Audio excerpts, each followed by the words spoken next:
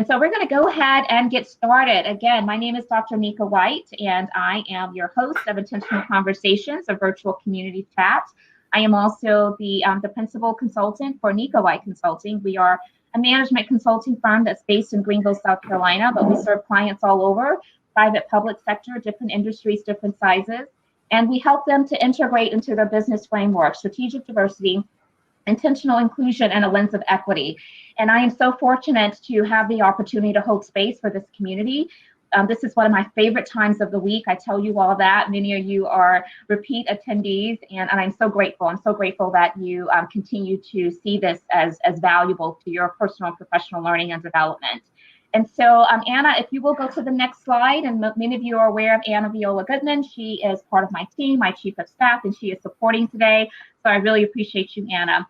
I always like to make sure that I give you my social media contact information, because I don't want the time that we spend just in this hour to be just for a moment. I want to continue the dialogue and remain connected. And so I invite you to connect with me on social media. I'm on Twitter, Facebook, Instagram, and LinkedIn. If you'll go to the next slide, Anna.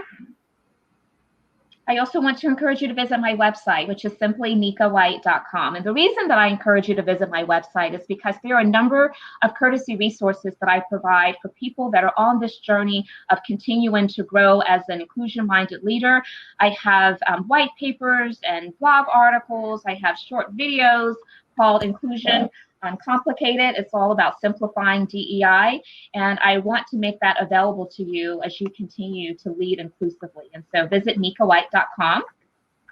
I always like to give you information about our upcoming session, and so next week we'll be right back here, 11 to 12 noon Eastern Standard Time. We have people that join from all over, and my special guest co-host is going to be Katie Martell. And we're going to be talking about how brands are pandering around this corporate social responsibility position and this social movement in general. So this should be a great conversation. I hope you'll join us.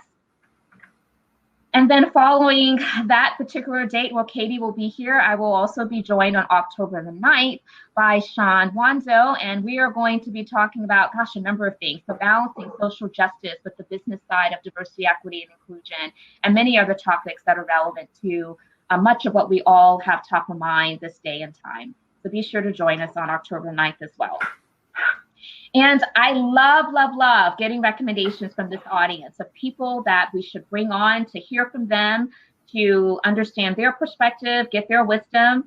And so I encourage you to also share with us recommendations of people that you think would make a great co-host. And you can simply just send that information to Anna Viola Goodman. Her email is simply Anna, A-N-N-A, @nikawhite.com. And we are so grateful for your recommendations. Next, I want to get to why we're here today. So intentional conversations. Go to the next slide for me, Anna. I always like to make sure that we are setting the tone for the hour by ensuring that we each are partnering to make sure that we are optimizing our time together today, so as we learn with and from each other. So I'm going to take you through just a couple high-level expectations so that we can be sure that we are, again, just maintaining the integrity of this environment. So the first thing is we are here to learn with and from each other. I really believe in creating a sense of community. And so while myself and my guest co-hosts are certainly going to be sharing information with you, we also want to hear your perspective and your voice. And so feel free to use the chat. And again, there are two areas for chat in the hop-in tool. I want you to make sure you're using the stage area for chat. That's where we want everyone to put their comments and their questions. And we will make sure that we allow time to bring that input into our conversations. Although the topics vary from week to week in terms of intersecting diversity, equity, and inclusion leadership in business, we do want to respect what's top of mind for each of us. And there have been certainly some developments this week that I know are going to find its way into our conversations, and rightfully so. But this is a way to provide a path towards action. So we want you to think about today's time as dynamic knowledge that you can hopefully be able to take away some nuggets to apply to your personal and professional journey as we all grow to become more inclusion-minded leaders. And last but not least, the session is being recorded. And so after today's session this afternoon, you will receive a follow-up email with the link to the recording for you to share the playback or maybe revisit it yourself. but also you will get the transcript from the chat. So any resources you have or good information, make sure that we're leveraging that chat accordingly. So now it is my pleasure and honor to move to introducing our special guest co-host for today. So Anna, if you would go to the next slide. I'm so excited to have who I consider to be a friend now because she has been so supportive, and anyone that accepts my invite to come and share with my audience is automatically a friend. And I always say it makes me feel seen, valued, and heard. And so I appreciate you accepting the invitation, Lindsey. But I want to give her a formal introduction. And then as I normally do, I'm going to turn it over and allow her just to welcome this audience and greet you all in her own way. So, okay, Lindsey Pollak is a New York Times best-selling author, keynote speaker, and one of the world's leading experts on millennials and the multi-generational workplace. She was recently named to the 2020 Thinkers 50 Radar list, which honors 30 global management thinkers whose work is shaping the future of how organizations are managed and led. Her latest book, The Remix, How to Lead and Succeed in a Multi-Generational Workplace, was published in May of 2019, was named a Book of the Month by both the Wall Street Journal and Financial Times. She is also the author of 2 previous career advice books. Lindsey has spoken for more than 250 corporations, law firms, conferences, and universities, and her advice and opinions have appeared in such media outlets as The Today Show, The New York Times, The Wall Street Journal, CNN, MSNBC, Fox News, and NPR. She is a graduate of Yale University. So I know you cannot hear the audience, but we are clapping, we are celebrating, we appreciate you. And so just greet this audience in your own way. Nika, thank you so much. I think what you forgot to say in that beautiful introduction is I feel like I am a card-carrying member of the Intentional Conversations community. I'm like wanting to play with all of you in the chat as I usually do. I had the honor, Nika, of hearing you speak as part of Jennifer Brown's weekly diversity calls and was just so blown away by your leadership and your desire to create and hold space for these kinds of conversations at such a difficult time. So it is just a huge honor to be here. And I'm so excited for us to have a conversation with this great group of people. Awesome. Fantastic. Thank you kindly. That's so kind of you to say. So my first question is always the same, and it is tell us your story. And when I say your story, we want to know what we cannot read about in your bio, but tell us about Lindsey. You got it. So I grew up in Norwalk, Connecticut, always a perfectionist, overachiever, went to Yale University, which I'm super proud of. But when I graduated, I was completely distraught about what to do with my life. I had kind of followed that traditional path of getting good grades and being successful. I went to graduate school and I graduated from there in 1999, moved to New York City and sort of thought, okay, world, I'm here. You know, what am I going to do? And the world basically was silent and didn't tell me anything. And I thought, what's the next step? And I really struggled with making that transition from college into the real world. I eventually landed a job at a magazine called workingwoman.com, which unfortunately is no longer with us. May she rest in peace. But I love that job and I'd probably still be there today. But that company went bankrupt in the dot-com bust right before 9/11. And I'm feeling so much of the same or similar feelings to what I felt at that time as a New Yorker after 9/11 with the events of that day and the economic crisis. I have so much empathy right now for the experience, particularly of young people who are graduating into this pandemic, of people who have lost their jobs or their livelihood. And I recently just wrote in 2 months a new book called Recalculating for people to figure out their next career step in this time of uncertainty. And I just am having real flashbacks to 20 years ago and what I experienced. So I'm looking forward to talking about that. I have a 9-year-old daughter and a husband. So we're all here right now. They're like very close to me. My husband is dialed in. Welcome, Evan. But I am in this and just so delighted to be here to talk about all these various issues. Oh, that is so great. I love when family members attend. So hello to Lindsey's family. Thank you for tuning in and joining as well. So you have alluded to the fact that 2020 has certainly been a year. And so I want us to talk about that for a moment. And really my question is, if you have maybe 1 or 2 words to sum up, to describe how you have processed and navigated the events of 2020, what would that be, Lindsey? A word or two. I mean, as a white woman having this conversation, particularly this week with all of the news about Breonna Taylor, I saw we had some people from Louisville on the call. It's been a ground shifting, I think is the word that I would use, which is a questioning of my behavior, a questioning of my place as a white woman, a questioning of stages I've been on that were not diverse, a questioning of books I've written and were they really speaking to audiences? I know that you do a lot of work with Minda Harts, and reading her book really opened my eyes to maybe audiences I had not been including.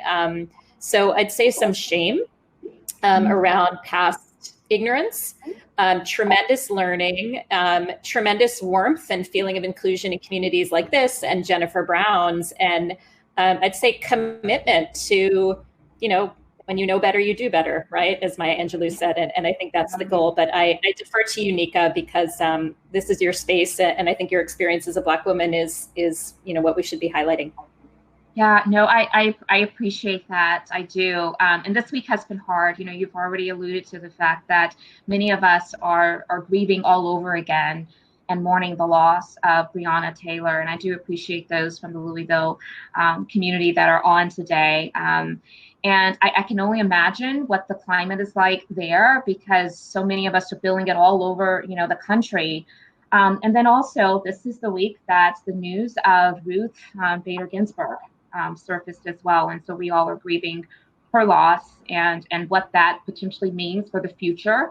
And a lot of mixed emotions. I think I was sharing with you before we actually went live today that people are triggered in so many different ways, and it's showing up at sometimes even the most inopportune moments, and it's causing people to have to feel a need to explain themselves.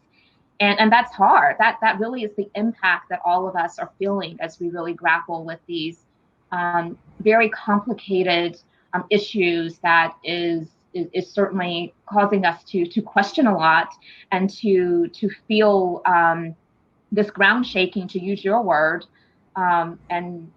And I think that we can't understate that. We can't understate that. And so I appreciate you giving us a moment just to highlight what's top of mind for so many people. So I wanna give you a chance just to respond to the life of Ruth, Bader Ginsburg, and what comes to mind for you, and anything else you would like to share about some of these recent developments that have occurred over this past week. I appreciate that. I work very much in the workplace realm, I would say. And so I kind of look at it through that lens and the multi-generational piece, as you've talked about it. And two things are standing out to me this week, although we could talk about anything. I'll just start the conversation with Ruth Bader Ginsburg. I watched the documentary about her, which was so remarkable. And the impact that she had on so many young women's decisions to pursue a career in law. That one person, besides all of the millions of remarkable achievements she had, that people were able to see her and say, I can do that, and I want to do that. So just, reiterating the importance of representation and what that meant. On the Breonna Taylor side, there's so much to talk about that's so tragic, just the overwhelming grief. And I think that there is not enough attention paid in the workplace to grief, and that whether it is a global grief for the pandemic, whether it is a personal grief, whether it is racial grief, there's so many different levels. You talked about a speaker saying she was just overcome with grief and could not lead a session. I had a similar experience being in an audience of someone who had just lost her father. Her father had passed away, and she was trying to get up and speak at a work event, and she wasn't able to. And I think it's just so important to think about how much is in the background when we are in work environments that I think is coming to the foreground in a positive way. It brings up thoughts about mental health in the workplace and managers understanding what people are going through. I think there's a real opportunity generationally for young people who are coming up in a workplace where this is a little bit more common. As tragic and horrific as it is, maybe the positive outcome is that they say, we can't separate grief and the news from what happens in the workplace. We have to bring that here. And I'm seeing a lot of that with young people who can't have a work conversation without talking about these other issues. And I think that's ultimately a good thing. No, I agree. I think that it's just a sign of great level of emotional intelligence. We can't come to a meeting and just jump right in with business as usual without checking on each other. Just a simple question of how's everyone's, how are you doing? How are you really doing? And really waiting for the answer. So I appreciate you bringing that to the fore. So I want to shift now, and I want to talk very specifically about the work that you do. You're known as this expert in the space of multi-generational workplace, and even as an expert of millennials.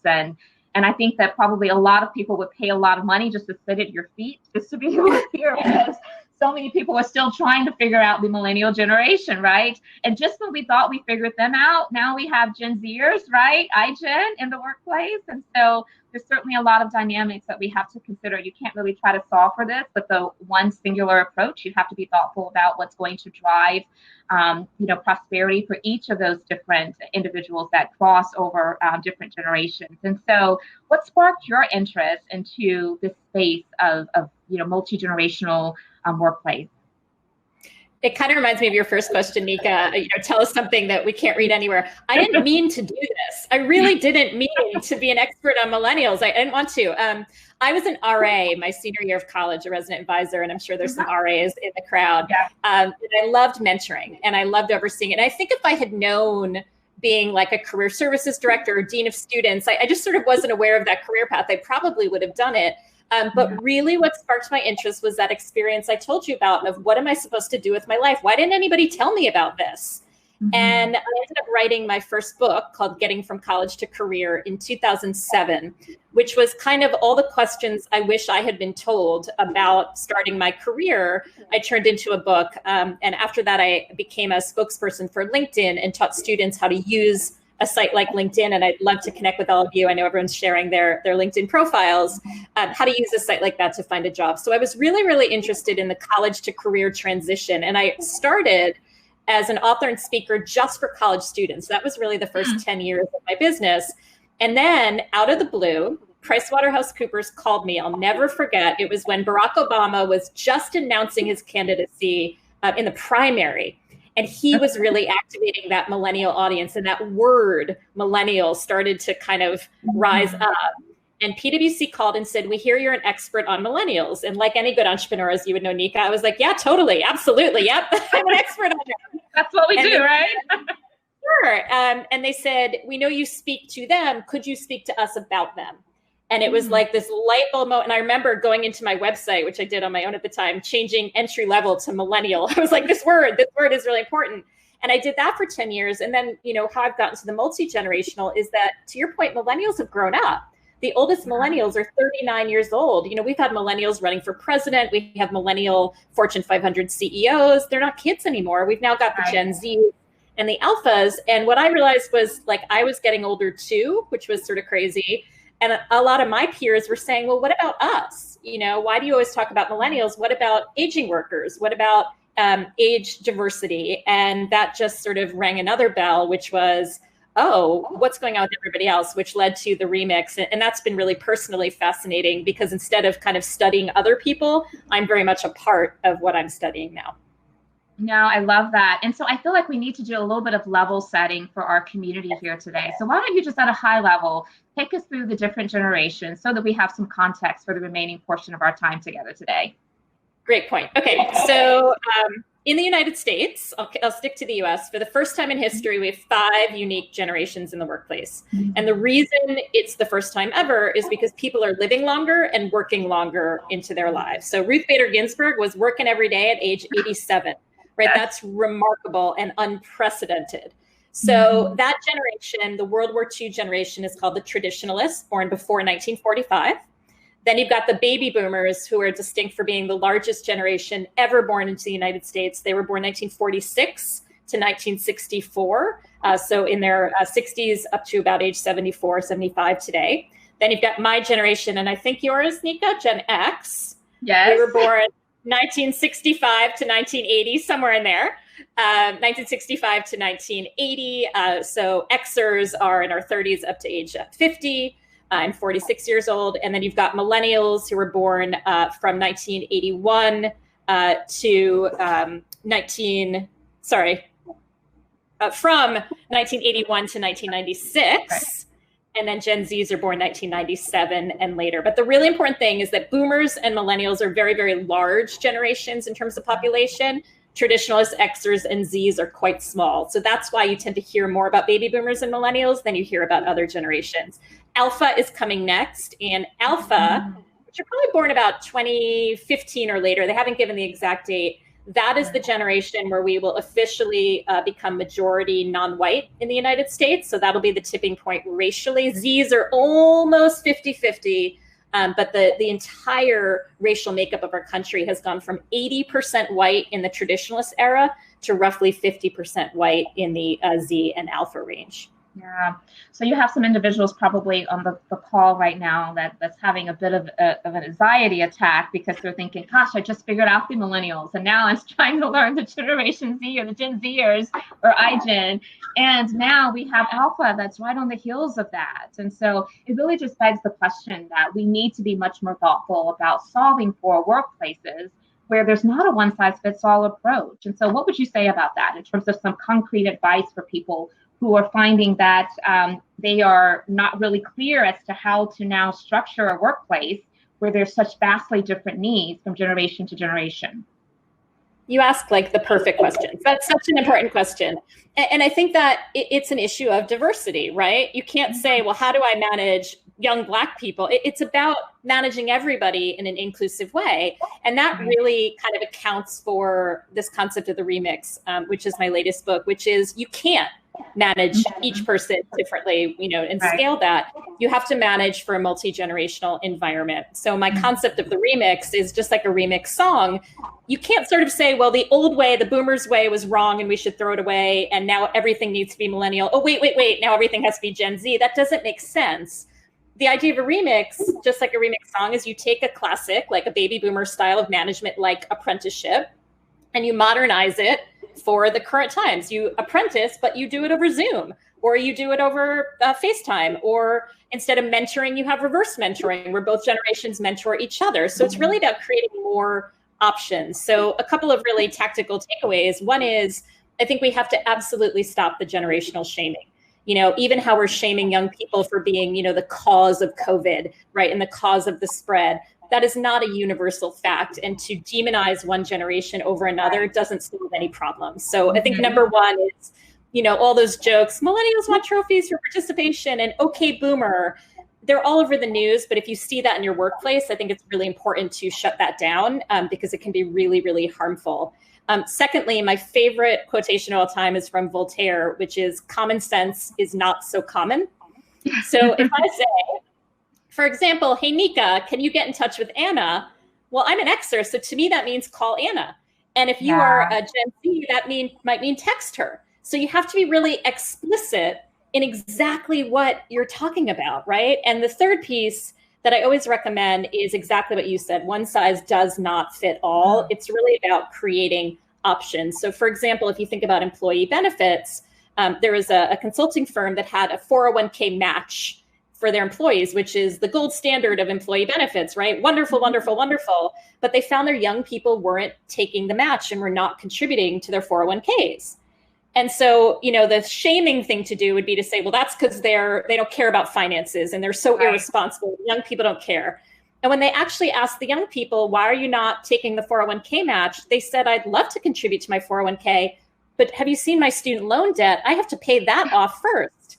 And so this consulting firm said, okay, we're going to change our policy. We're going to either match your retirement contribution or match your student loan repayment because the goal is to serve you and give you a benefit. And the other multi-generational piece is, besides how wonderful that was for millennials and Zs, parents and grandparents of millennials and Gen Zs took advantage of that benefit because they were supporting their children and grandchildren in multi-generational families. So when you think about the concept being financial support and you take away the generational piece of it, you're able to serve a lot more people and be more inclusive. So I hope those are some helpful specifics. So I love the analogy of remix, first and foremost. That is so great. It really resonated with me, right? And I completely agree. I think that we are going to have to think much more innovatively about how in which we solve for this. And I love the example that you gave. And it wasn't until leaders of that organization began to dig into understanding the issue and the problem, that they were well equipped to then come up with a solution that was going to be something that would work across different generations. So I love that example, and hopefully it's providing some inspiration for those who are in our audience.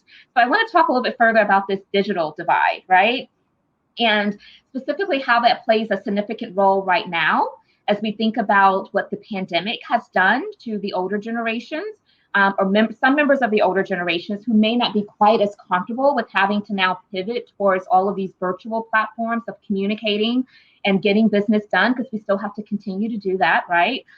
So what would you say about the implications of where we are now based upon the global pandemic and of course, the digital divide among generations? So the digital divide is, I think, where most people feel generational differences most acutely, right? It's most obvious. And what I've seen is really the importance of multi-generational environments. And the reason is, if you think about our current situation, there is the technology we're using right now to talk, but there's also the emotional intelligence piece, which is how you and I are nodding at each other and taking turns and so on. And so what I find is, and this is somewhat stereotyping, but for the most part, a lot of younger people are much more comfortable with the physical technology of using the tool and logging in and so on. And a lot of older workers are more comfortable with the emotional intelligence piece, which is the chit chat when you log in, and the emotional management and the energy management. And so where I'm such a fan of multi-generational environments and reverse mentoring is, for example, my 23-year-old Gen Z employee could help me figure out how to log in and change my avatar on Hopin. But she says to me, oh my gosh, what are we going to do? And I can say, you know what, I've been through an economic downturn before. I can help you with that piece of it. So I think it's important to remember, we focus on the technology, but it's equally hard for a 95-year-old to learn how to use TikTok as it is for a 15-year-old to learn how to talk face-to-face. So I think we have to separate the technology from the human piece of it. That said, I do have a very tactical tip, which is everybody, regardless of generation, has very different preferences of how they want to communicate right now. People are getting Zoom fatigue. Some people really like the phone. I was just coaching a team where the leader of the team was a boomer, and most of her team were millennials. And she said, they're not communicating with me. I feel totally disconnected. Nobody ever picks up the phone and calls me. Everything's email. I just don't feel comfortable. And so I talked to the team, and they said, well, we don't call her because we don't want to bother her. And so they thought calling her was a bother, and she thought that they were ignoring her and didn't like her. And when you actually bring everybody together and say, hey, what's going on? I think as a leader, those of you on the call, it's really an act of generosity to tell your people, call me, email me, text me, don't worry about it. I want you to do that. I think we assume people know how we want to communicate, and that's not always the case. No, that's a really good point. And it reminds me, because I love examples that you're bringing to the conversation. I think that is certainly enhancing the learning.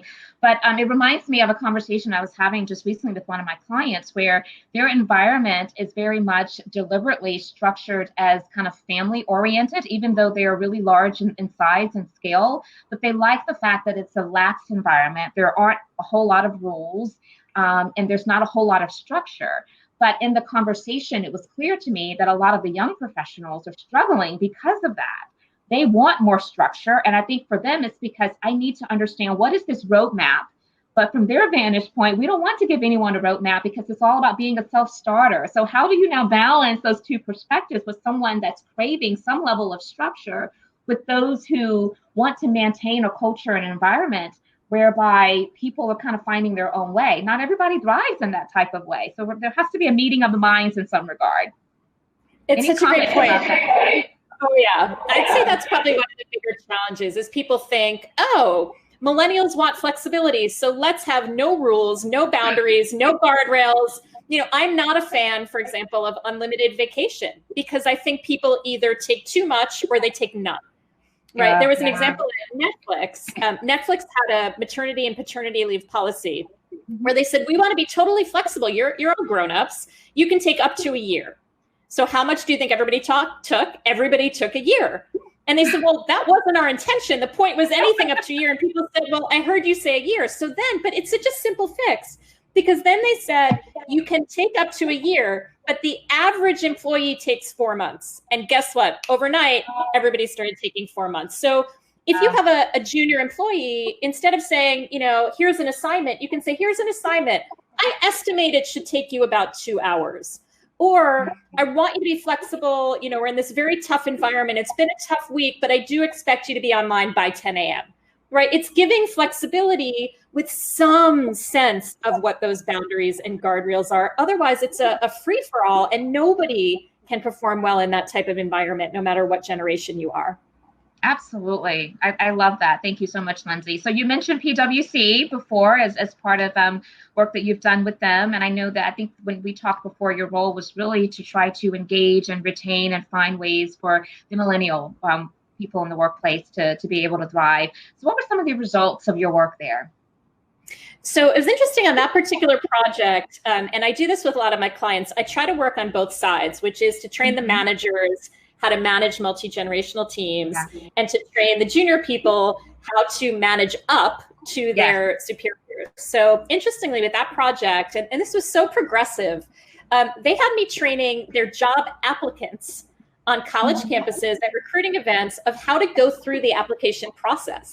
And talk about setting boundaries. They said, we want to help you be successful through this process. And we know you're smart enough and we know you can do it, but we want to teach you how to interview. We want to teach you how to write cover letters. We want to teach you how to network at, in-person and Zoom events. So they called it a personal branding project, which was about teaching people how to manage their own careers. And really interestingly, they and other firms had a real problem with people ghosting the offer and the job. So disappearing from the process when they didn't want to work there, or when they didn't want to work there anymore, when they went to quit, they just would stop showing up for work. And they said, what is going on? And what they found was people were so scared and had no toolkit to quit or to turn down an offer that they realized if we want to expect people to know how to do that, common sense is not so common. We now have to teach them. Here's how to politely decline an offer. Here's how to say, I've taken another job. And so they brought me in to do that sort of soft skills training, which you wouldn't expect a company would tell people how to quit, but they were really thinking about how do we train a generation to have the skills that they need in the workplace. And then the other part of the job was to help the managers understand why on earth we were teaching this stuff to everybody else. I love that. And, so many organizations, I think they err on, let's see how they can show up on their own, instead of thinking about how can we help them show up the way that we want them to show up, which is at their best. And I love that. I think it just sets people up for success. And so I'm sure there was great results that came out of PwC's approach to that. So thank you for sharing. So I'm going to ask a couple more questions, but I do want to make sure that I remind each of you, our audience, that if you have questions and thoughts you would like to contribute, make sure you're placing those into the stage chat area. And Anna is curating all those questions and making sure that they get to us. And in just a moment, we will shift to be able to take specific questions from the audience. But I want to talk now a little bit about your book. And you have several books, but I want to talk about recalculating, because as you mentioned before, we all have had to pivot, and we all have had to really think broadly about do some self-reflection about where do we want to go, and does that need to evolve now that we are faced with some of these situations that create some sense of uncertainty. And so just give us a couple tips that you presented in your book. Not all, because I want you all to go get the book and we're going to make sure you have the information, but give us just a couple tips, please. Thank you so much. So I get my book ideas based on my own experience. And like so many of us back in March and April, I felt this huge need to pivot, right? The world was not looking like I thought it would look, and I had to pivot. And fortunately, I have my own business. But for those who did not have jobs, a lot of people were reaching out to me. And I just had this image of when you're driving in your car and the route changes, or you take a wrong turn, or there's traffic and your little GPS says recalculating. And I thought, oh my gosh, everybody is feeling that right now. Suddenly the road has shifted and we have to recalculate. And isn't that a skill that we're all going to need, and probably always did need, but now more than ever? And so I started writing the book. It comes out in March of 2021, but I'll be releasing a lot of content on social media.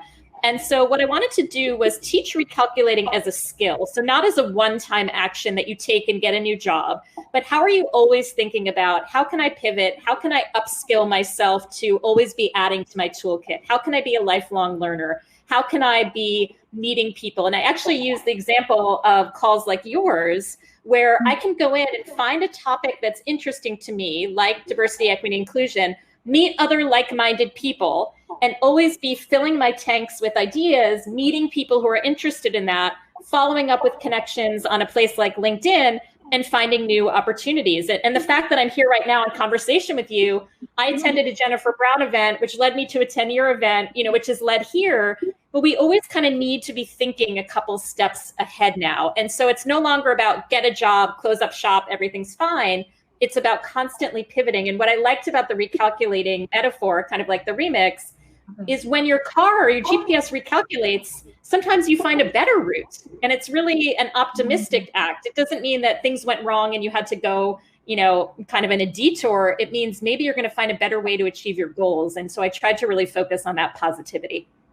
No, I love that. And I can see some people in this community that perhaps are job searching right now, or maybe they're in transition or looking to move to something that's different. And so I'm sure that you have some great tips that may even come out into some of the questions.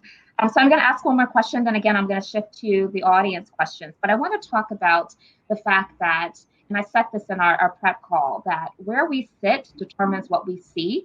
And that lens is so important to how in which we engage with others, how in which we even think about all these, systemic, broad, social complex issues. And that can create challenges in having productive, healthy dialogue. And so knowing that there are multi-generations, of course, that are coexisting right now, and people are talking about systemic racism and some of these other, again, huge issues of concern. What do you find to be some tips to help when the lens is so vastly different, for at least having some type of conversation that leads to sharing of perspective? I think the exposure to different people is and always has been the most critical piece. And I think what I would add is it has to be multi-generational. So when people think about diversity, and actually this is a big change probably in my work over the past 10 years, I don't remember 10 years ago anybody thinking about generations as part of the diversity, equity, inclusion conversation. I think intersectionality is only a term that I think has become more used in the past few years, Kimberly Crenshaw's term. That generation is a piece of that. And so, for example, one of my best examples of multi-generational environments is political campaigns, because everybody is focused on a goal, which is getting the candidate elected. And whoever is working on that, whatever your generation, whatever your race, whatever your gender, everybody's working towards that one goal. And so I think when organizations do that, they realize that they need everybody at the table fighting for that goal. So for example, don't have a junior committee in your nonprofit or a junior board at your company. Integrate everybody together. When you're planning a fundraiser or when you're planning your company retreat, have people of every generation and certainly every gender and sexual orientation and race and ethnicity at the table. How can you make every group as diverse as possible, including generationally? And one of the things I think about with millennials and Gen Zs is how much their experience of the world is really filtered through social media. And I think a lot of companies and people see that as separate from the experience. Like, we're going to have a conversation and social media is a separate category. I really encourage people to bring that in as part of the main conversation, because make no mistake, when you talk about community and a seat at the table, for most people under 35 in this country, that table is the internet, right? And that conversation is happening very much online. And so I think we can no longer see that as separate. We really have to see it as integrated. But I'll tell you, anyone I talk to who spends time, I think everyone has to have kind of a multi-generational board of directors, right? That everybody needs to speak to people of all generations. And every time I see that happen, I think there's movement forward, there's progress. Maybe I'm Pollyanna-ish about it, but to me, the inclusion piece is the most important. But I'd love your thoughts, Nika. How would you answer that question? Oh, I think that you summed it up very well. I think that it's a matter of we need to get to the place to where we are really leaning into our vulnerabilities, and we are choosing courage over comfort, knowing that we are going to have different perspectives. It's not about a right or wrong. It's really about openly listening, and then just recognizing that there's going to be some common ground, hopefully, that we can find. Let's start there to really build up that level of trust with each other as we're trying to share our different perspectives. But we have to get to the point where we're normalizing the conversation about race and racism, and being respectful to understand that we're going to have to meet people where they are, because again, where we sit determines what we see. And I think sometimes we begin to classify it as a right or wrong instead of really being more charged towards the action of meeting people where they are to be able to get to a place where we all can emerge stronger, and more informed. So we're moving from awareness to action. Can I add one more thing? Yes. I so encourage those of us in the X or Boomer traditionalist category to share that vulnerability with younger people. I can't tell you how many young people say, well, I thought you all had it all together. You're successful in your career, or this stuff isn't bothering you. And I think you see that there's been some reports in the Black Lives Matter movement of some of the younger members who are devastated by a lot of the setbacks. And a lot of the older members are saying, we've been through this before. I want to tell you how I overcame it. I want to support you. And that resilience and longevity, Stanford University has a project called the Resilience Project, where you get these amazing professors at Stanford who say, I failed my first physics exam, or I didn't pass my boards the first time. And so I think sharing that vulnerability of the more senior successful people is just such an important piece of that vulnerability that you talked about. No, I absolutely love that, Lindsey. In fact, it makes me think about just recently, I did a session for a large global organization, and this was for their director level and above. So it was like 900 leaders across the globe. And the first thing that the CEO stated, because this was a racial equity listening and learning session, but the way in which he set the tone was, he said, I'm here as a student. I am here to learn, just like all of you. And I think that what that did for the rest of the individuals was it totally gave them permission to also be okay with not having all the answers and with feeling uncomfortable. And it just, created this sigh of relief that I think was a breakthrough for us to have some really productive conversations. And so I agree. I think that there's a huge merit in people having leaders, particularly allowing themselves to be vulnerable and authentic about what they don't know, especially around these topics, So I appreciate that. Yeah, thank you. Yeah, no, I definitely appreciate that. So there's a good bit of questions. Let's see. The first one is, how do you manage up without resentment over disparities in salary ranges? How do you manage up without resentment over disparities in salary ranges?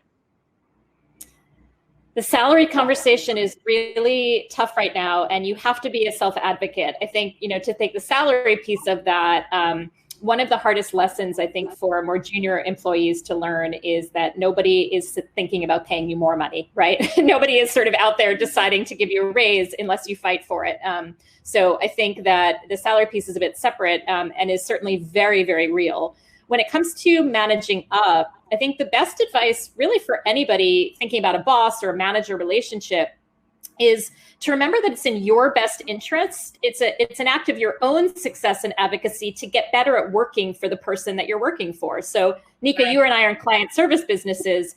We have to learn our client style in order to be successful and serve their needs. And if you consider your boss or your manager to be your client, not because you need to be servile to them, but because it will make you more successful if you understand how they like to communicate, whether they're a morning person or you should never call them before coffee, whether they don't give a lot of feedback, so you need to find it someplace else. And, for someone who's feeling resentful of a manager who doesn't pay them enough or makes a lot of money when you don't, or a manager who is a micromanager or not very communicative. I say this a lot. I give a lot of advice, and someone always comes up and says, but Lindsey, I can't do any of that because my boss is horrible.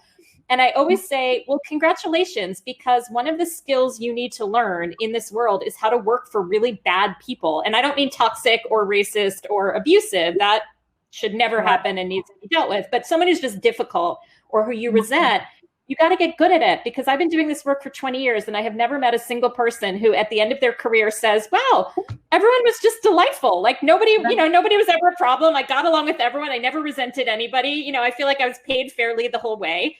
It's part of the process of growing and learning. So if you can approach it as a challenge, how am I going to figure this person out? How am I going to make myself like this person? How am I going to succeed despite this person? I think it sort of shifts your mindset of how to address that situation. But I'm very empathetic. It's a really tough position, particularly with the economy today. No, that is great advice. Yeah, get used to encountering people that are going to be difficult, but learn how to just navigate that instead of try to run from it. I think so many people leave great organizations or organizations that really could have fully leveraged their potential, but they leave because they're just afraid to deal with it, only to run into another situation where they find themselves dealing with another difficult person, right? But yeah, those skill sets are critically important. So here's Frank's question. I find that the direct reports have to do much of the explaining of generational inclusion. How do you get managers or higher leaders to understand their influence on generational exclusion? Great question, Frank. I think you have to think of it as an exercise in sales. And what I mean by that is twofold. You have to learn what matters to the manager who's resistant. So is it that multi-generational team, it's the same as the diversity conversation. Is it that multi-generational teams have better ROI? Is it that multi-generational teams have less turnover? Is it that employee morale goes up? So I think number one is sort of make your argument with the numbers that you know would be meaningful to your manager who's resistant. Number two, I really think it's important to gather internal examples. So I think companies, there's always somebody who's a great manager of intergenerational teams or somebody who's really supportive. Go and collect really tactical examples of kind of low-hanging fruit that somebody could try. So it might be really scary for someone to take on a reverse mentor, right? I'm 55 years old. I don't need to take a reverse mentor. Fine. So a really small version of that is, okay, why don't you ask the youngest person on your team to add a new app to your phone once a week? That's like a little baby step. See if you like that, see how it goes, and then we'll talk about more. So I think it's really about crafting your argument and coming up with these very micro changes at the beginning that could lead up to bigger change. I love it. Okay, so this next question is coming from Chadwick, and the question is, when will the baby boomers depart roles in order for Gen X to lead? Chadwick. I don't know if I should say this because I know we're recording, but I've been on record saying I don't think the baby boomers are ever going to die or retire. I just think they're going to live forever. And in some way, IDEO, the company in San Francisco, is working on like how to reinvent death so that it doesn't affect the baby boomers. Look, our last 4 presidents have been baby boomers. 65% of Congress is still baby boomer. I think 75% of governors are baby boomer. This generation has a lock. Because they're enormous. There's 76 million boomers born, only 55 million Gen Xers. That's a 20 million person delta. I don't think it's an accident that Xers are the most entrepreneurial generation, because I think we saw that and said, wow, these people are not going anywhere. They're going to work into their 80s. There's no place for me. So I think it is a very real pipeline issue. Look, I love a lot of baby boomers, but there is definitely, I think in some ways Xers need to accept that a lot of people are not going to retire. And just give one more anecdote, I was at a law firm and they said they had a mandatory law firm partner retirement age of 65, but you could request an exemption. And I said to the HR person, you know where this is going. I said to the HR person, like approximately what percentage of partners request an exemption? And she said, like approximately 100%. So once you see that writing on the wall, I think you have to decide, is there a place for me here, or do I need to go and do something else? So Chadwick, I wish I had a better answer for you, but I'm a Gen Xer and I'm here with you. Join me in the entrepreneurial side. I know, right. I'm with you, Lindsey, on that. Yes, join us, Chadwick. Come to the dark side. Right. So this next question comes from Deborah Ham. And actually, this is a great question. We did talk about this in last week's Intentional Conversations. But of course, I'm sure you're familiar with the fact that the current administration released an executive order banning bias training. And really, they refer to it as the critical race theory training, saying that it was un-American. And it's specifically for, of course, federal agencies and contractors. And so this person, Deborah, just really wants to know, what are your thoughts on that? I think it's deplorable and racist. Yeah, and we can leave it. We can leave it right there if you like, because I'm totally fine with that answer. I wish I had more to add, but it's unfortunately not surprising, but extremely disheartening. And I think I will say, I think we're really seeing a time, for better or worse, where corporate America is stepping up to play a moral role that I think people used to rely on government to do. And I think it is something to watch and learn from, that some companies are taking on that responsibility themselves. And I think that doesn't help our children, because I think this needs to be taught in school. But I think it is interesting to see corporations stepping up where sometimes the government is not. Sure. And so my thoughts on the question, which came up last week, and I'll very much share it this week, is that we all need to get out and vote, and we need to take other people to vote. And we need to make sure that we are being thoughtful about leveraging our voice to try to change some of what we're seeing that is going to be to our detriment if we don't. So vote. Okay. So the next question, what is the best approach to conversations around inclusion and compensation equity and changes to move the goalpost? I'm going to get controversial again. Go ahead. As much as I said I'm not a fan of unlimited vacation and so on, I think there is some real merit to discussions of salary transparency and companies that are salary transparent. I think I'm sort of known in the speaking industry. Feel free to reach out for being very open about my speaking rates because I do think we need to share that kind of unwritten information. I think that the Lilly Ledbetter Fair Pay Act went a long way in helping with that. But I think until people know when they are unfairly compensated, we can't really move the needle. So I think there's some really interesting discussions when you look at companies that have implemented salary transparency. Suddenly things get a lot more fair. Yeah, no, I love that. I love that. And I would love to see that trend pick up for organizations as well. I think it's so much needed. And again, that's the way to really move the needle. We can't be surface with our strategies around these things. We have to really address them head on. And I love that.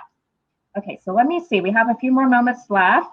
Okay, so how do we hold space for vulnerability and real how are you conversations without it being weird or intrusive and re-traumatizing? That's a good question, Amy. Thank you for sharing that question. What are your thoughts, Lindsey? It's a beautiful question. I was actually just doing a program for a law firm, and they asked me specifically to address the question, if you ask someone, how are you, and they give you an honest answer, what are you supposed to do then? They wanted training in how to answer the honesty. And I thought, what does that say about our world that, when you usually say, how are you, you don't expect any kind of honesty. I go back to number one, sensitivity training, because that is hard. Some people are less comfortable with those conversations just as a human issue. Number two, I think everything I study about management theory, and I'd love for anyone, I'm sure there are more experts out there than I am, so much goes back to the one-on-one relationship between manager and employee. And that, my friend Jamie Klein, who talks about diversity and HR practices, says it's really about breaking bread as human beings, right? When you're in a business relationship. And if you're able to establish that human trust between two people, it's a lot easier to have the difficult conversations. And so if you're a manager of people, are you spending, particularly now, that one-on-one time, even for 5 minutes, even just sending a text message? I worked with a construction company, and they said when the foreperson would just text the people who were out on the job site, they felt connected. It was just that one-on-one, Nika, I am thinking of you. How are you? Give me a call if you need anything. It goes a really long way. So I think because we're so scared of it, we don't even make that tiny baby step. So, I think really difficult conversations can sometimes be mediated, or we can give training on that. But sometimes it's really just saying, how are you? And listening. Maybe honing our listening skills a little bit. And my grandpa used to say, there's a reason you have 2 ears and 1 mouth. Use them accordingly. Listen twice as much as you talk. Maybe that's a really good place to start. Yes, no, Grandpa was quite wise. I love that saying as well. And it is so true. What I would add to that is I think there's so much value in people feeling seen, valued, and heard. And so to your point, as you're listening, we need to get back to really understanding what active listening is. It's not just kind of hurrying people through with our emotions and our disposition so we can go on to the next conversation and jump right into business. But, I've even have coached people to say things like, is there more you'd like to say about that? But, again, it's just, I think it's our entire posture, how in which we're coming to that conversation, are our feet planted facing forward to that individual, or are they facing to the side where you're already one step out the door or on to the next thing? So our body language is important. People want to feel seen, valued, and heard. And that's not just with, having a listening ear, but also how in which we are showing up to that conversation to really hold space for that person. So okay, what do you think about the climate in the county with the death of Supreme Court? I think she means country. In the country with the death of Supreme Court Justice RBG. And yes, we've talked about that and changing the course of the Supreme Court. This question is coming from Sharon Garrett. And we've talked about RGB before, but her wish is that do not fill this seat until after the elections. And I don't know, what do you think that's going to happen? You think her request will be on there?